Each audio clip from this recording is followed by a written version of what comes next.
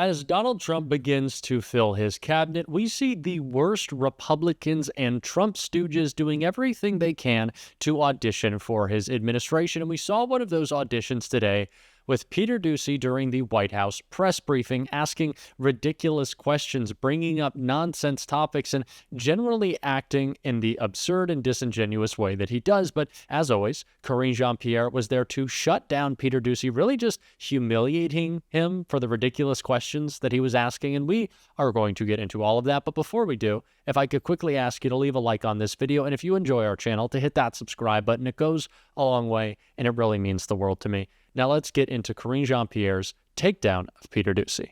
Thank you, Karine. Did President Biden invite Vice President Harris to this meeting with Donald Trump tomorrow? This is a meeting with the president and the president-elect. This is the norm, that the incoming president and the current president sit down in the Oval Office and have a discussion, and that's what you're going to see tomorrow, is the norm, what we normally would see when we are talking about a peaceful transition of power.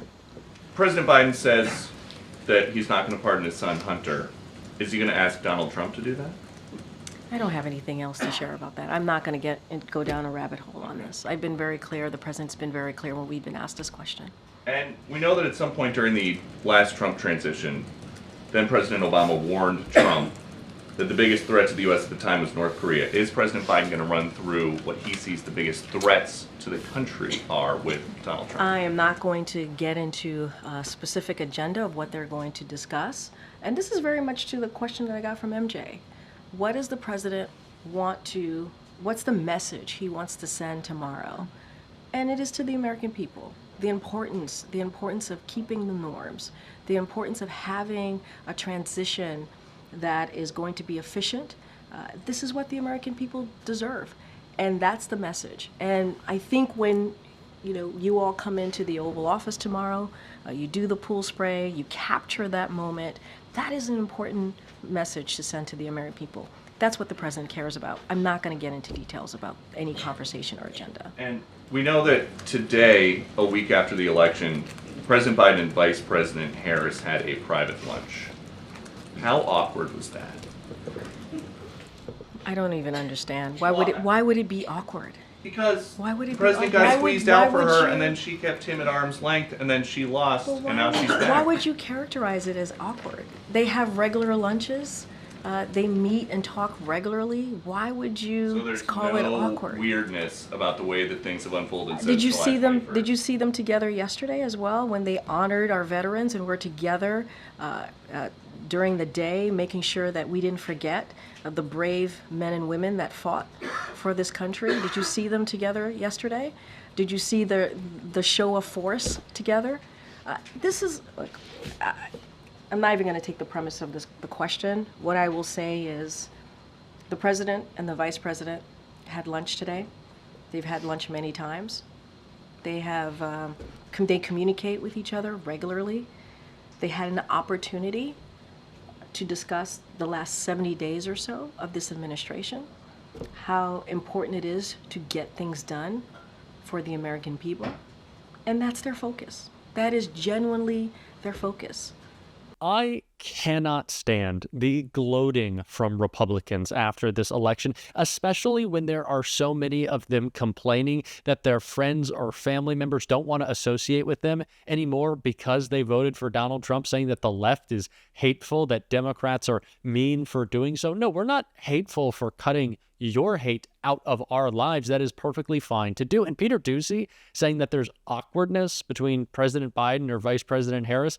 No, I think you're thinking of Donald Trump and his vice president and the awkwardness that existed there after he tried to make him overturn the results of the election and then send a violent mob after. Do you not remember that, Peter, or are you just forgetting it so you can try to become press secretary yourself? But of course, Karine Pierre doing such a great job of Peter Doocy. I certainly will miss seeing that, not seeing Peter, but seeing him get shut up. But there is an important concern raised in what she said in response to Peter's nonsense. These claims of election fraud, of course, we saw 4 years ago, falsely being pushed, and there was none of that from Kamala Harris, and there was none of that from President Biden.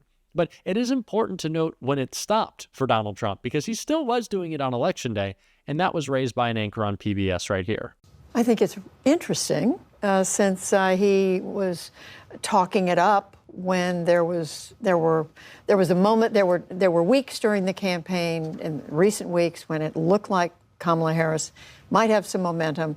You hear more of that talk from former President Trump then. So now, does this suggest that he may be winning? He's feeling better, feeling more confident, as William was reporting. So he doesn't need to put those allegations out there, which, by the way, most of or all of which were unfounded. There was no evidence. In Kamala Harris's concession speech and an address that Joe Biden delivered recently, we have seen both of them talk about the ways that we have to always respect the outcomes of elections, even when we lose, something that Donald Trump doesn't do. And of course, we saw election fraud claims throughout Election Day, but once it looked like Donald Trump was pulling ahead in the race, they stopped.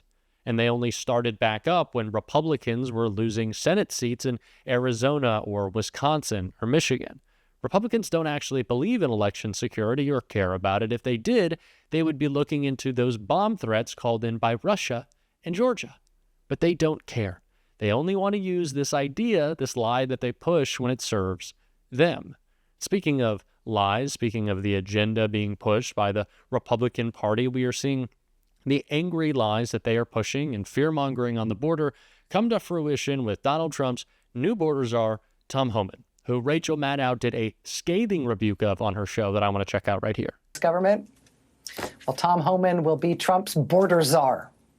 Tom Homan is the architect of the policy that had the U.S. government deliberately and systematically taking little kids away from their parents and not giving them back.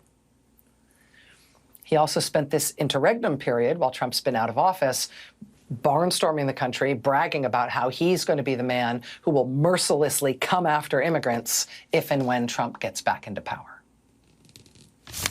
Is there a way to carry out mass deportation without separating families?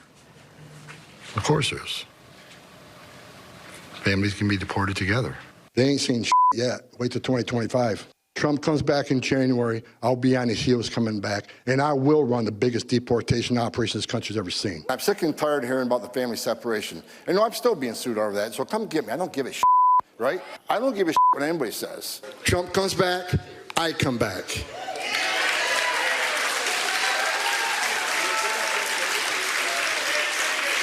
And I will run the biggest deportation operation this country's ever seen.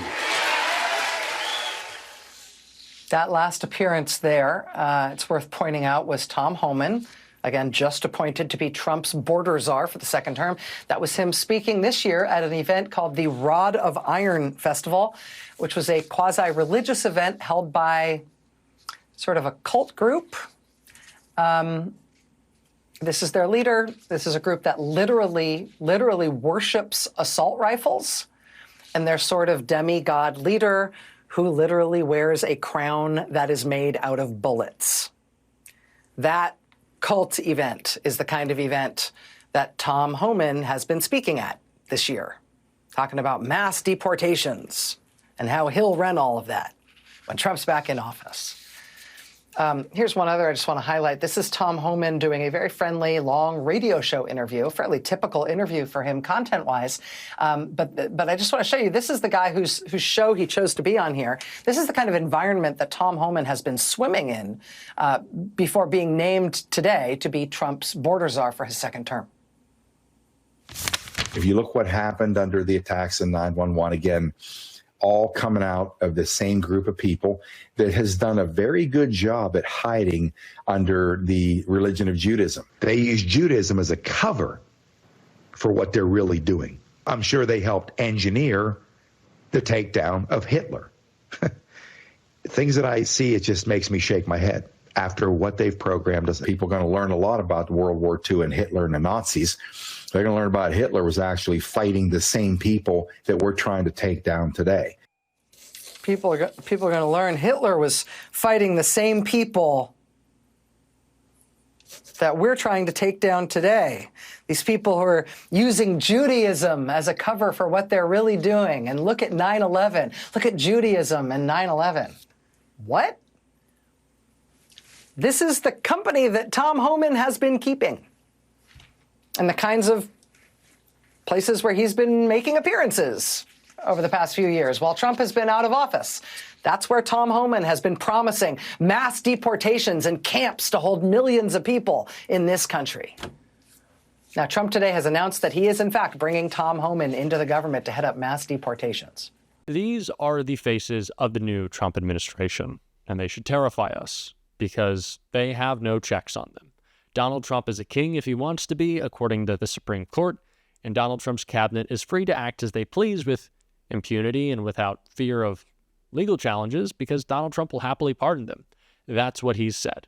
So it is now up to us to call out Donald Trump's cabinet, to call out his attacks on our country and educate those around us on how damaging they are. That's our responsibility. As difficult as it may be, we have to step up to that challenge. And it's exactly what we're going to be doing on this show every single day. And if you want to support that, as always, you can hit that subscribe button. You can leave a like on this video. And if you stuck around to the end, you can drop a blue heart in the comments. And until next time, I'll see you soon.